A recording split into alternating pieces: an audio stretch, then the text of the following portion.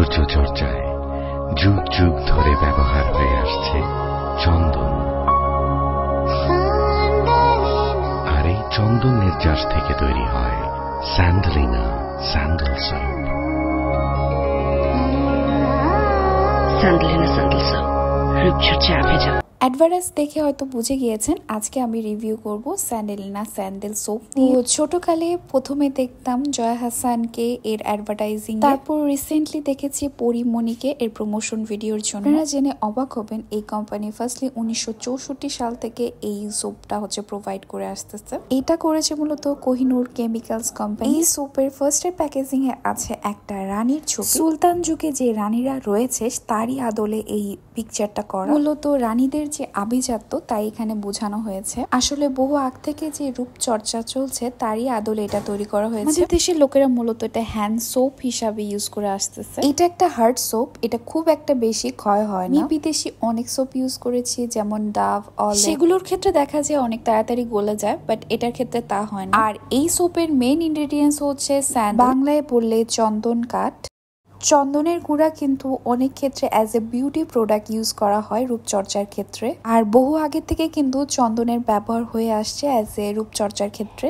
এরা মূলত আমার কাছে মনে হয়েছে প্রাচীন যে সভ্যতা রয়েছে রূপচর্চায় সেটা বজায় রাখতে চাইছে।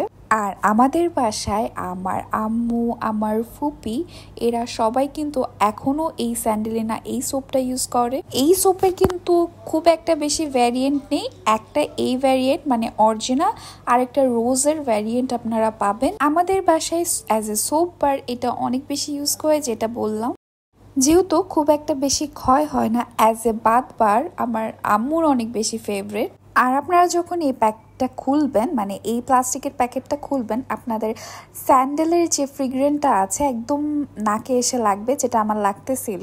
আর এই স্যান্ডেল থেকেই কিন্তু স্যান্ডেলিনা নামকরণটা হয়েছে তাদের। তারা কিন্তু তাদের অ্যাডভার্টাইজে বলেই দেয় যে চন্দনের নির্যাস সমৃদ্ধ। আর এই চন্দন কিন্তু প্রাচীনকাল থেকে অনেক বেশি লাক্সারিয়াস একটা প্রোডাক্ট। আর এই সোপটার মেন ইনগ্রেডিয়েন্টস হচ্ছে এইটাই। আর এটা আপনারা 60 টাকার মধ্যে যে কোনো লোকাল শপ থেকে কিনতে পারবেন। এটা খুব একটা বেশি ক্ষয় না হয়। আমাদের দেশের বেশিরভাগ ফ্যামিলি এটা as a hand soap use করে থাকে। আমি এটা as a bath soap use করেছি এবং এটা আমি প্রায় ডেইলি এটা ইউজ করে থাকি। অ্যাজ এ বাথিং সোপ এটা কিন্তু বেশ ভালো, এটা বেশ একটা রিফ্রেশিং ভাব এনে দেয়। I highly recommend you to use this soap, কারণ এটা বাংলাদেশি একটা প্রোডাক্ট, এটা বেশ ভালো। আপনারা যদি এটা ইউজ না করেন কালের পরিবর্তন দেখবেন অন্যান্য প্রোডাক্টের মতো এই প্রোডাক্টটাও আমাদের মাঝ থেকে একসময় হারিয়ে গিয়েছে।